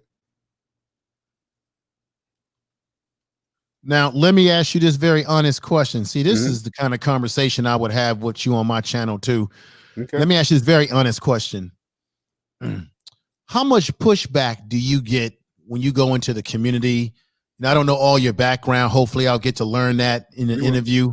How much pushback do you get when you speak upon this type of these realities when you deal with our people? Do you get more pushback, or do you get people saying, man, let me learn? Where can I learn more information? What do you get? I get a ton of pushback. See, and that's called cultural conditioning. Our people have been culturally conditioned to accept being at the bottom. Yeah. But when they do things like that, this is how I started out. I go, first I ask them this question. I go, before I tell them my information, because I know they're going to do kickback, right? I'll say, tell me, how do you feel about 1 + 1 = 2? They're like, what? What do you mean how I feel about it? I said, tell me how you feel. Are you happy? Does it make you sad or happy? Jump for joy that 1 + 1 = 2? They say, I don't feel anything. I said, okay. I said, from this point on, anything that I tell you that's mathematically true, it doesn't matter how you feel about it. This is what I tell them. So when they get pushed back, hey, you're not really a homeowner when you have a 30-year mortgage. Hey, man, yes, I am. It's my equity. I said, hey, is my math right? They got to say yes, right? They're going to have to say yes. I say, take your mortgage payment minus your mortgage balance equals your equity. And then I say, is my math right? They have to say yes. And then they'd be upset. And I say, well, it doesn't matter how you feel about it. My math is right. But see, that's the key, brother. Is trying to get people to get out of what they feel instead of them focusing on what's logical. Yes, for sure. And too often, that's the hard part. Too often, some of our people and people in general oftentimes get caught up in how something makes them feel. Well, it sounds good, right? That's how people can get over on you, because they'll enter your self-conscious mind, making you feel good, selling you a lot of hopes and dreams and all kind of other BS. And then later on down the line, you'll see these same people crying and whining and saying, I got scammed. Right. But on the bigger side of things, though, information, man, it's supposed to be that way. The majority must be slaves. I see it now. It's crystal clear. The majority must be slaves for the economy to work. None of this would work if people didn't believe in keeping student loans forever, financing cars, believing they're homeowners with a 30-year mortgage on one house. They must believe that. The housing market wouldn't exist if it wasn't for slaves. It wouldn't exist. Interesting. Because all of them, when they hear me say slave, they get offended. Like, oh my God, who are you calling a slave? I said, I didn't make that up. That's in the Bible, Proverbs 22:7. It says, the borrower is slave to the lender. I read it there. Right. That's where I read it. But all you have to do is look at if most people will just look at a simple definition of what the word slave means. Yes. And see, the problem, people get upset with that because we acquaint a slave with the movies and the shackle slavery of what Black people went through in plantations. But there's all forms of slaves, because you can make an argument that if you get up every day, because some people are living paycheck to paycheck. If you get up and you're a slave to, or you're dependent on hitting a clock when you go to work, you have to be there a certain amount of hours where you can't leave, because the system says these are your hours. This is what you get and what have you. And all different levels, we are adhering to some type of rules. And if we go outside of those rules and guidelines, then there's a punishment like losing your job. So you're being told by someone, if you are not an independent businessman, in some ways, you're still under the rulership of someone telling you what you do and what you can't do when you're on even a job in society. Like, for example, if I don't pay my taxes, what could happen to me, brother? You go to jail. Just for not even filing the paperwork. Right. That's where you get in trouble. Mm-hmm. But when you get on the other side of it, which I am, like I was real quick, I was a 6-figure computer engineer. Okay. Quit my job. Now I'm free. Now I know time is the most valuable thing on earth. Now that I'm on the other side of other side of the economy, taxes are just taxes. They're not evil. They don't do bad things. Nothing's wrong. They're just there. Taxes work for those who trust mathematics. I see why they're there. They're the backbone of the whole economy. Right? You'll see why you have to pay taxes. You'll see why you can go to prison for a victimless crime. I mean, you think about it. I've always questioned that before. It's like, damn, you can go to prison for just not adding up some money, right? Right? That don't even make sense, right? You get on the other side, you're like, oh, that's why you can go to prison. I get it. Wow. If they didn't force slaves to participate, the economy wouldn't work. Let me ask you this question too, brother, because I've interviewed a few people about this. What is your opinion or thoughts about this? What do they call it? A secure creditor? Secure credit card? A secure creditor. What do they call it? UCCF? You know how people, they file paperwork to become quote unquote a private citizen? No, I never heard of that. It's called a God, somebody in the chat room help me here. I interviewed someone about it's something called a secure creditor, meaning you create a situation in which you make yourself sovereign. Where if you don't fall under the what do you call it? The commercial codes of the United States. You can operate outside of them when you are a secure creditor. Anybody that comes up to me and say that, I would ask to see their personal credit report first. Right. So if you say, hey, I'm going to do this secure creditor, let me see your personal credit report. It'll tell me why you're saying that to me. Right. And the reason why I'm bringing it up to your attention, because you have people who talk about this. I've had debates in barbershops about this with cats, will come in and they will say, well, you need to be a secure creditor and be independent of this corporation called the United States. And if you do A, B, and C, you can make yourself sovereign. And it's a lot of jargon that they're talking about. And just like you said, I'm looking at a guy that's saying all of this, but he looks like he's struggling himself. Right. And what you're saying is probably true because you're seeing it. Right. You wouldn't see it if it wasn't true. You can become, once you get out of debt, you can become what's called tax sovereign. Okay. So yes, you'll be the best way I can explain it is this. On paper, you will see all the rules being applied because you'll know there's absolutely no reason to cheat on your taxes, no reason to hide money. Don't do any of that. Just follow the rules, and you follow the rules and you become debt free. You could be what's called tax sovereign, but you can't be in debt to do this. You cannot be in debt. Okay. And so you're paying your taxes. You can see it on paper. It's legal. You can look it up, but there's a different, like if you get out, create a successful business, you won't be paying your taxes. Your customers will be paying your taxes. Okay. See what I'm saying? Interesting.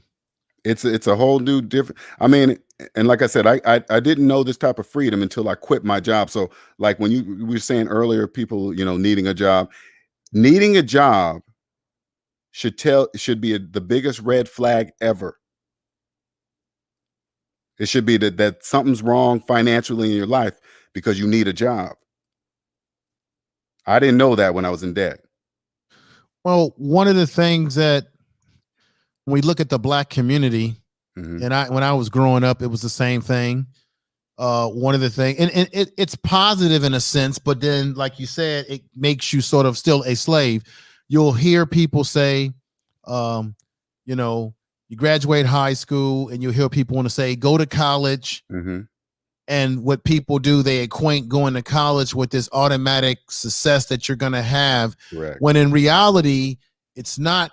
It's what you do with your education, which is most important. And a lot of times we seem to program our young people to go to college when we should really be saying, go get training in something, or go to school or what have you to become an entrepreneur. So let's Yes, be for sure. entrepreneur oriented For sure. versus just a job oriented where you're sitting in a cubicle. And there's a positive to this, because we know that there's certain jobs in this country, government jobs, state jobs, that created what we think of as black middle class at one point in time, although things are changing today. But I think that we have to put in the minds of our children to be more entrepreneurial. Because what I noticed, I live in California, by the way, and I lived in San Francisco for over many years, Oakland. And so when you live in an international city like that, you see all these different ethnic groups, and you grow up around them, and you see how their parents are teaching them to be entrepreneurs, while oftentimes black people are oftentimes teaching our or encouraging our kids to go to school to get a job or to get some type of scholarship, because we think you might go to the NFL or play football or basketball or something like that. So we spend too much time putting our kids in hopes and dreams instead of real tangible. Doesn't mean that there's not organizations. I'm certainly a part of an organization that does mentorship and try to steer kids into those areas that I'm talking about. But that's the difference that I see, brother, in how certain other cultures will prepare their kids to be captain of industry, to own the family business, to own something, and not just prepare them to work for someone. What are your thoughts? Via experience, the only true freedom, the only Mhm. true wealth is owning 100% of the time in your life. Time is the most valuable thing on earth. We're all going to die. So by default, it's time. I mean, that's obvious, right? Yes. That should be the only goal. So when you're a kid and you're told, I mean, it's on TV, it's not just the parents. Oh man, if you don't, basically, if you don't go to college, you ain't gonna be nobody. That's what basically it says. If you don't go to college, you ain't gonna be anybody. Kids need to turn around and say, hey, mom, dad, yeah, you guys went to college, right? Yeah. You guys still have your student loans? If they say yes, the kid shouldn't listen to a word their parents are telling them. Not a word. Wait a minute. That means your student loans are older than me, right, mom, dad? Yeah. Why would you take advice from your parents? Right. How long did you go to school, mom, dad? 4 years, but you kept your student loans for 25? Mm-hmm. That doesn't even make any sense. Especially if you're a career, there's some people that are career students. They'll stay in school for Correct. years and years, and it all just accumulates itself Yeah. over time. Yeah, I wish somebody would have told me that when I was getting out of high school. I was like, because I didn't go to college right away. I just like, let me just get a job. Because you don't have to go to college. Now, if you're trying to be a doctor, yeah, you got to go to college. You're trying to be a lawyer, yeah, there's certain professions you must. But to make money out here, to be an entrepreneur, you don't have to. You don't have to go to college. All you got to do is understand math. That's it. Right. Brother, let me ask you this: the Mhm. last question before Yeah. I depart from the panel. When you look at history, you look at a man like Booker T. Washington, and you look at a man like brother. Oh man, I'm getting a brain. The brother who spoke of the talented 10. I'm not sure. Brother the Bose. W.E. W.E. Somebody help me in the chat room. I'm just having a little bit of a brain fart right now. Booker T. Thank you, brother. W.E. B. Du Bois. Okay, here we go. Du Bois, he spoke of the talented 10. He spoke of this elite class of black people who go to college that can lead us. Whereas Booker T. Washington, his attitude, his mindset was No, Black people need to focus on ownership and owning land. We need to think about owning the land that we're on and creating businesses for ourselves. So his philosophy was about ownership. Okay, the very thing that we talk about today, whereas his issues was around the talented 10. It'll be the top 10% of us that are educated that's going to lead us somewhere. And I know that both these men had opposing ideas when they were living. They were rivals to a certain degree. But when W.E. Du Bois passed away on his deathbed, from what I understand in history, he really had a lot of regrets for his criticisms of Booker T. Washington, because he realized that Booker T. Washington was correct. So in that long story that I just gave, do you believe that Booker T. Washington was right, that Black people, we should have primarily focused more on the agriculture, because Black people really were the ones that knew agriculture in this country better than anybody because of what had happened to us through slavery and working the land and sharecropping? Should Black people at that time, going into our future now, should they had followed the Booker T. Washington philosophy and not the W.E. Du Bois philosophy? See, I don't really know either one of their philosophies. Okay, because I study history. Yeah, see, I don't really, and this is why, but I'm listening to what you're saying, and the word I was hearing is ownership. Okay. Yes. What I want to teach Black people, what is the definition of ownership? Because the definition of ownership only has one definition, but people think it has many. You go up to a person, you'll say, "Hey, I'm a homeowner. You got a mortgage?" They say yes, and I say, "What are you saying you're a homeowner for? You're not. You're a loan owner. You're not a homeowner." That's not. So they don't know that. First, you got to define to people what the meaning of ownership. You know, that if you own a house, that means you paid for it in cash. Anything outside of that is financing. You own nothing. So you basically own the loan that you're going to be the slave loan to. Owner. You're the loan owner, because the bank can come in and take that from under you at any time if you miss those payments. No, just say like this to yourself: they own the house. Period. Right. You don't even have to, hey, if you miss payments, blah, blah, blah. You already know you don't even own it. So it doesn't, that's going to happen. Mm-hmm. Right.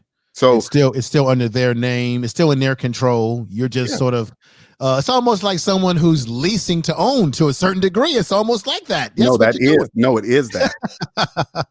It is that. It's not like that. It is that. Well, I'm being polite about it. Right. But yeah. And so I want to, because so when I hear people call things assets, I want to make sure, especially Black people, when I hear the word asset, ownership, I got to ask them, what does that mean to you? That's what I ask them. Anybody says, oh, it's an asset, and then they'll start talking about the car as an asset. It's like, no, a car's not an asset. No, it depreciates, and then most people are making car payments. Yes. But most people think their home is an asset when they have a mortgage, and it's not. It's not an asset. No. Matter of fact, tell me if I'm wrong or right. Because I've been a homeowner. When you go into a home, especially depending on what kind of financing you get. Do you have a mortgage? For the first 3, you have a mortgage. For the first 3 years. Do you have a mortgage? Do you have a mortgage? I don't have a mortgage currently now. I was married for 15 years. I had a home, liquidated all that stuff. Gotcha. Okay. Right now I'm not planning to do that venture at this time. Okay. But I've been down that road before. Okay. What I remember is that depending on how you have the home financed, in some cases you don't get any equity out of it within those first 3 years. You're paying off all this extra what do you call that? Inflation on it. You're paying all this extra fees and all this other stuff. So even when you're a first-time home buyer, if I'm correct, within those 3, 4, whatever years, you're not really getting much out of the home in terms of you're going to be able to write some things off your taxes, but you're not really, like you said, you're just a person holding the lease to this place. Yeah. See how See how complex you made it? Hey, write some stuff off and this and that. No, none of that. I wanted everything you said doesn't even exist because the bank owns the house. Okay. So you never own, you can't own the equity in a house that you don't own. That's impossible. No, you don't get any equity, but when you do taxes, you can itemize items in the home is And what itemize what? property, things that you have in when I had my home, I didn't really see tax benefits for a while. And then when everything started to benefit me, I did see a benefit in my taxes. Plus, I have a child, and I was able to write off certain things because of having the home. Because you have a mortgage. Yeah, of course. Yeah, obviously, I did have a mortgage. I could show you mathematically none of that existed. Okay. You know, like people like, hey, I can write off the interest on the home. So you're writing off something that you don't even have to have in the first place, and you're happy about that. You don't even have to have a loan, but people are happy to write off the interest of a loan on their taxes that they don't even have to have. Okay. See what I'm saying? So the long time. So it's basically it's a phantom. It's it's fairy tale dust. You don't even like when people take, hey man, I pulled some equity out and redid my kitchen. You borrowed some money against a house that you don't own and redid the kitchen in the house you don't own, and you think you brought up the value of a home that you believe you own? That doesn't even make sense. No, you brought up the value for someone else who might end up swooping in to own that home when the bank resells it to someone else. And you're absolutely right. You're taking out money against a loan to improve something. Correct. Instead of stabilizing your situation first to own that home. Correct. And then you have people who end up, like, for example, I give you a perfect example, during the crisis that we had in the country with the recession, I had people all around me in my community when I was married that were losing their homes, losing their shirts off of their backs because people brought more home than they can afford. And of course you had banks like Wells Fargo's that was playing their games too, but a lot of people were chewing off more than they could. And these people did exactly what you said. They did all these improvements. And then my what they call that being upside down in your home, I started to be affected by it because people around me were losing their property and it was hurting the values. Big time. Yep. But all those people that were losing their home, you can't lose anything you own. So they didn't actually lose it. They just see what I'm saying? What you got to understand when they say that, when you step out, when you're outside, I'm outside what I call the debt matrix. I'm outside of it. So when I hear people say, I lost my home, they have no idea what they just told me. First of all, you told me you think you lost something that you owned. Well, you didn't own it. So you couldn't lose it. So you had a mortgage. You just told me you can't afford to pay your mortgage anymore, and that's why the house is gone. But you never owned it. They're just kicking you out of their property. That's all. So you lost the lease on the home that you were leasing with the hope that you would own it someday. The bank still own it. You're out. They still have an asset that they can move into someone else buying, renting, what have you. Put it this way, information man. Put it this way. It goes even deeper than that. If the bank can convince you that it takes 30 years of your life to pay off one house, they've done their job. They've got no. You believe it takes 30 years of your life to pay off one house? They've done their job.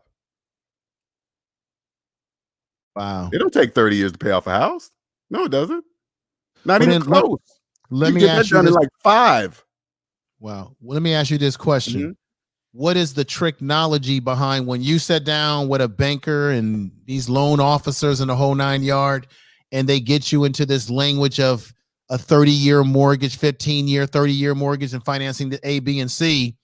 What explain to me real quick before I leave the panel. What's the technology in that when you speak of the 30-year loan? What is that technology? Okay, this is the trick. They look at your personal credit report and they'll know what they're going to offer you once they see your personal credit report. Like if I walked in the bank right now and I went to get a mortgage, They wouldn't insult me with a 30-year mortgage. They wouldn't insult me. I would, because they know I would leave the bank. If they put some papers down and say, "Hey, man, we got this 30-year mortgage," I would just get up and leave. I wouldn't even say it. I wouldn't say a word. I would say, "How dare you curse at me? Goodbye."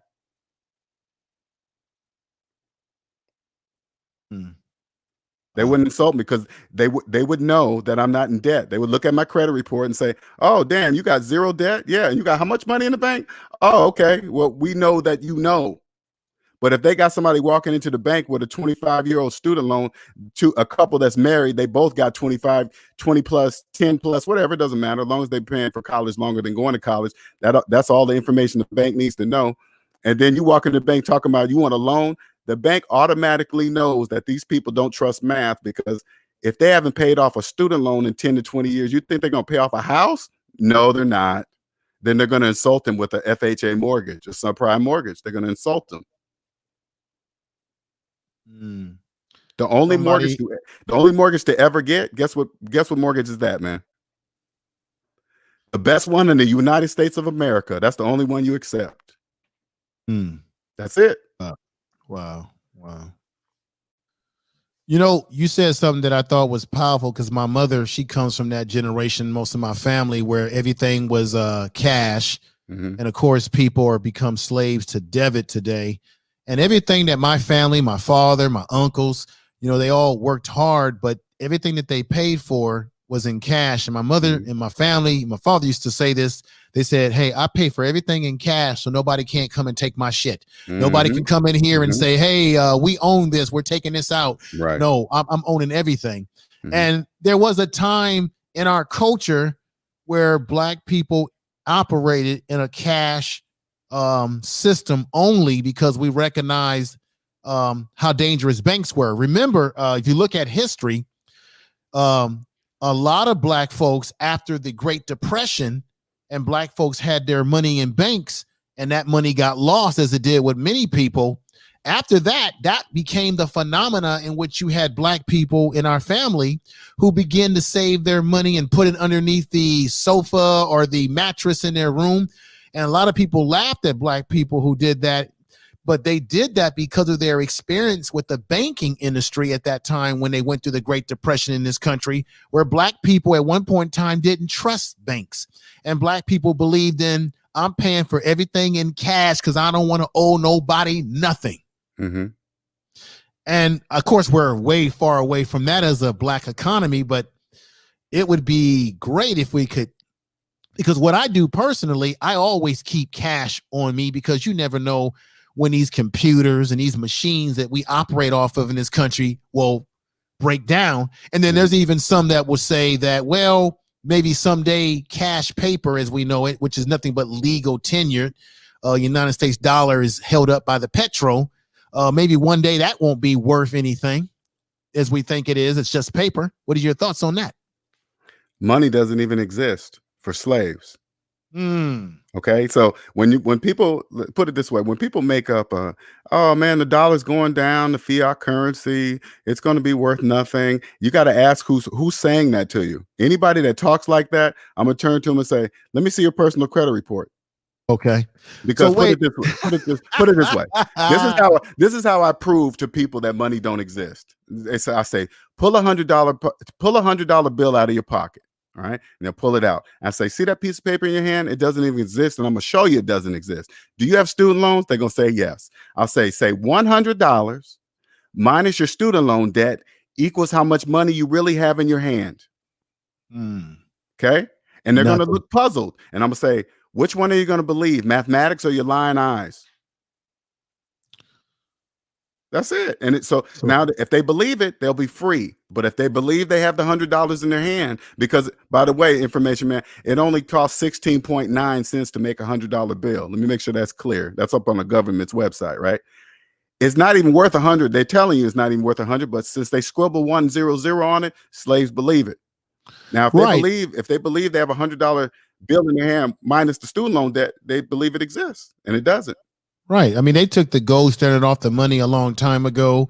A lot of people think, well, because I got this paper, this means the value, it's real.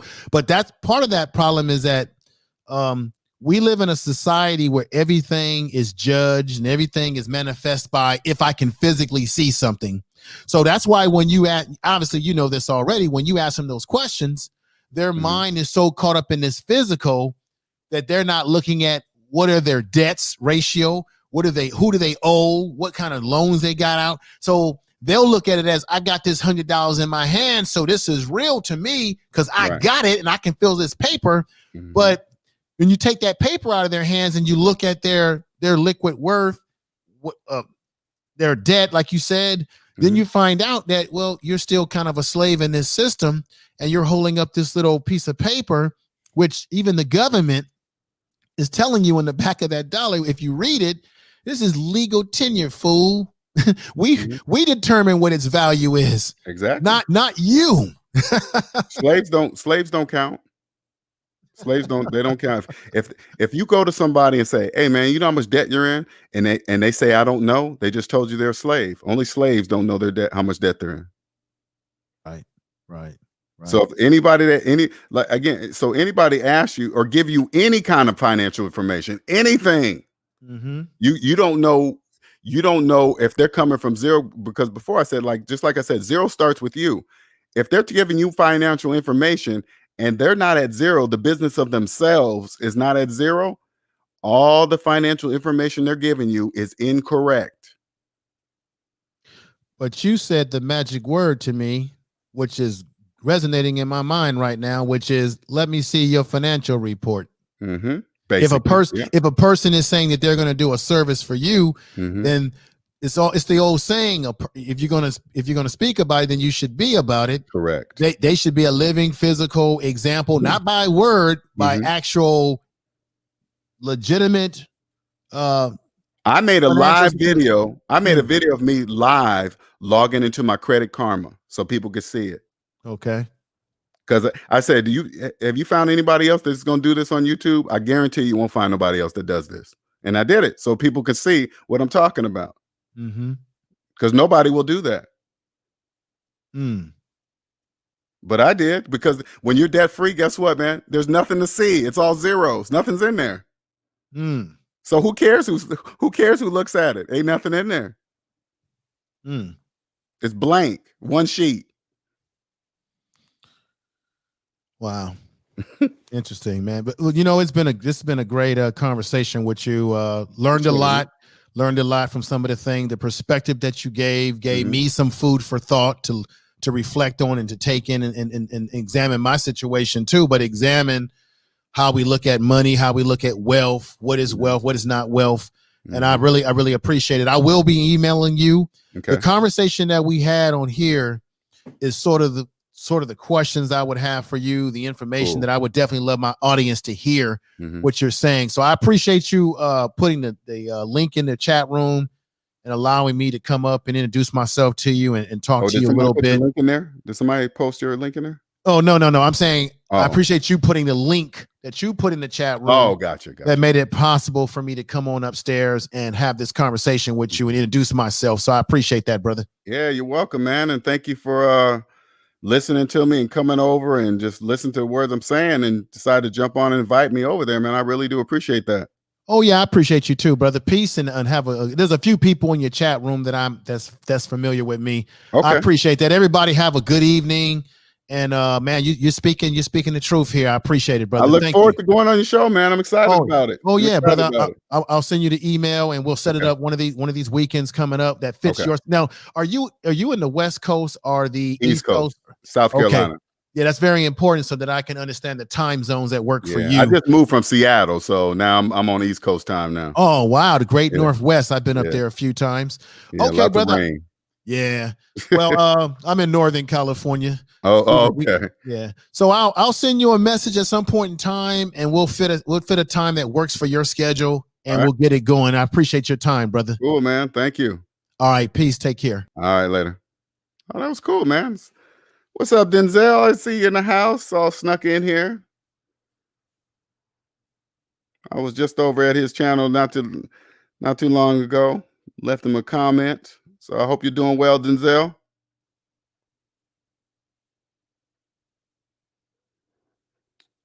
All right. All right, you guys. Well, this was a good show. I'm about to get on off here. Get on off here. That don't even make any sense. All right. You guys have a good day. Look, when the information man reaches out to me, I will let you guys all know as well. And we can go from there. Appreciate you guys all. Have a good weekend. See you later.